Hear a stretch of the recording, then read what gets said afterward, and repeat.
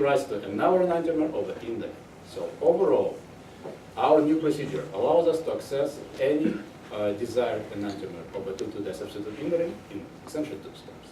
It's very efficient. So with this procedure in hand, we of course wanted to see not just some example of examples, but the actual application of this procedure to some actual synthesis. So we looked for different nature products that we can actually synthesize using this procedure. So one of the first nature products that we found that can be efficiently synthesized by our procedure is the hingdentin. It's a very interesting polybrominated alkaloid, isolated in 1987. It has a very interesting, pretty unique pentacyclic indole-quinazoline core with a lactam unit attached to it. Because of its interesting geometry, so far have two, it's actually 3 photosynthesis reported today. There's one photosynthesis that was published just now, it's just accepted. But it's essentially the same as, there's one just accepted. So what we envisioned is that this alkaloid has the future that we can build by our rearrangement, the 2,2-disubstituted indolin core that we can access through our free rearrangement strategy. So I will briefly tell you about the previous strategies to access this alkaloid. So the very first synthesis was reported by Kawasaki, where they started with a pretty complex ox-indole 67. Upon treatment with acid and trimethyl enol, we were able to access the oxindole 68, which upon a series of steps was transformed into the desired indole-quinazoline 69, bearing a desired 2,2-indolin motif.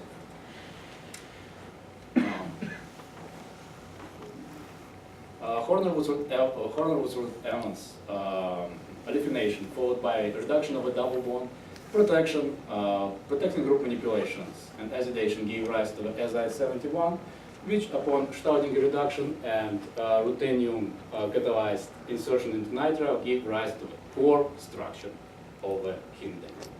Bromination followed by Golgi protection and oxidation gave rise to a desired hingdentin 33 in good yield, but in multiple steps, more than 14 steps. The downside of this strategy, as we envisioned it, is that the construction of the desired 2,2-disubstituted indolin core motif took a lot of procedures, and after that, elaboration from this motif to the desired lactam unit also was quite stable. So I thought that potentially our approach can be more efficient in this manner.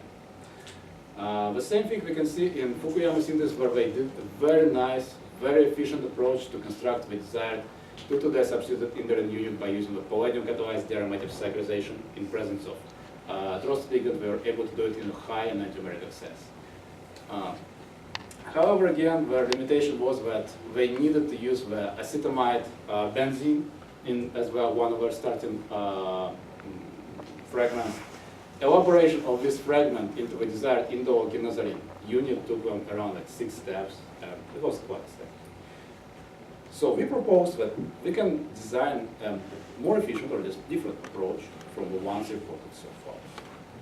So as we envisioned it, we can trace the hingdentin 73 back to the acetamide 74, which in turn can be traced all the way to the amide 75, which is actually a product of free rearrangement of the indole alcohol 76.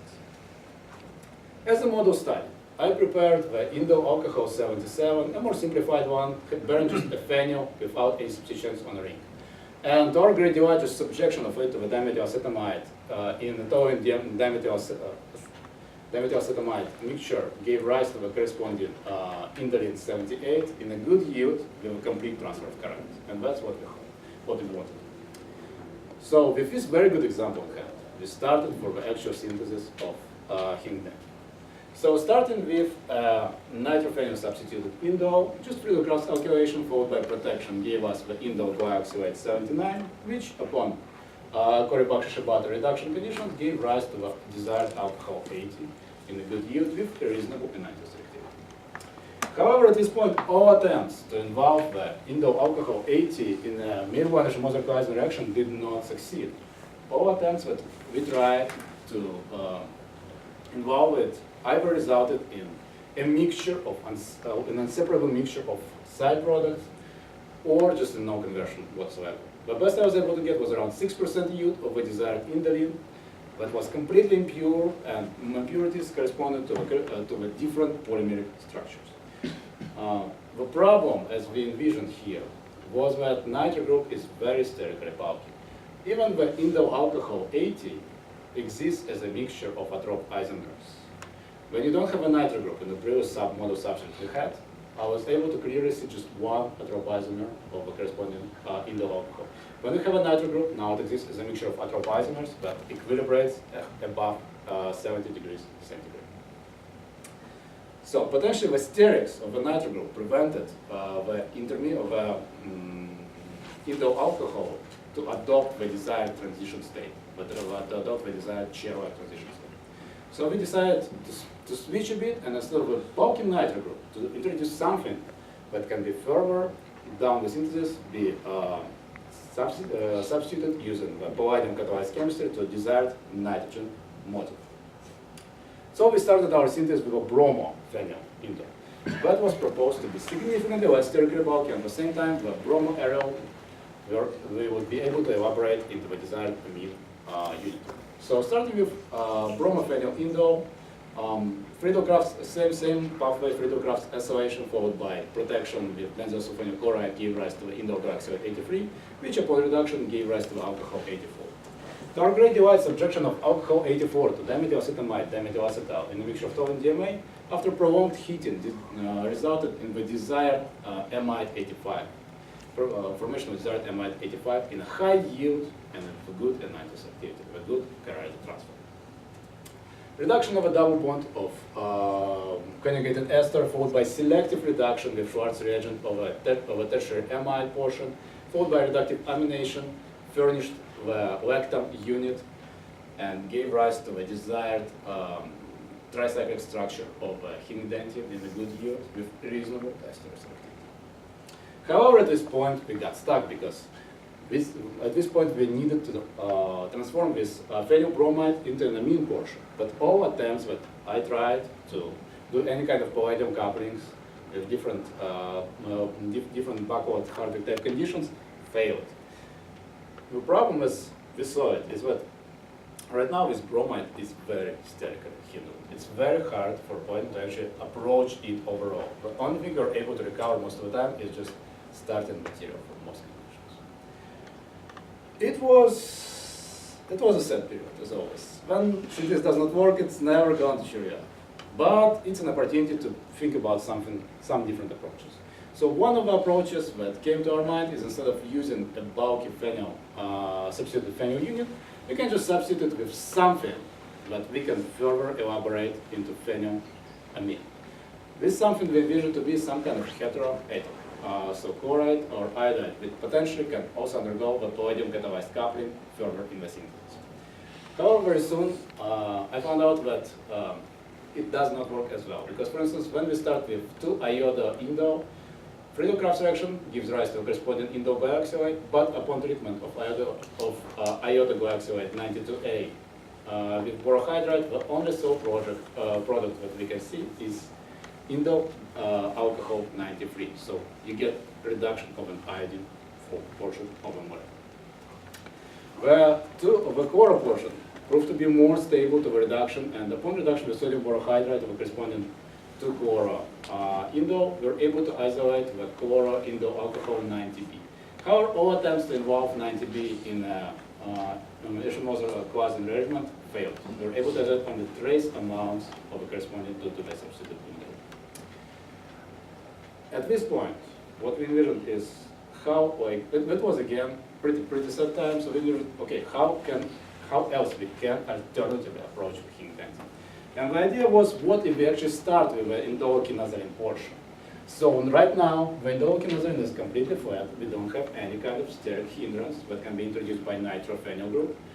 At the same time, we have a weak withdrawing group on the nitrogen of the indole that potentially will allow us to do the desired free-free rearrangement. At the same time, we have the core structure of the hemidentine here. So after the rearrangement, we will be able to access straightforward the desired skeleton of hingdentin.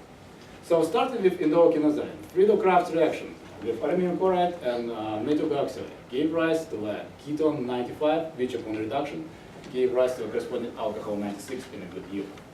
Treatment of 96 with dimethylacetamide, dimethylacetal, just upon refluxing in toluene within several hours gave rise to a corresponding indolin 97 in nearly quantitative yield. So that's just a burst.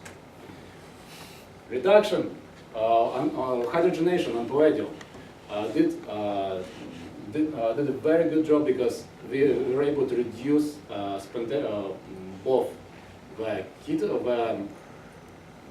conjugate ester and the imine portion at the same time with a very high diester selectivity. Compound 98 was isolated as a single diester.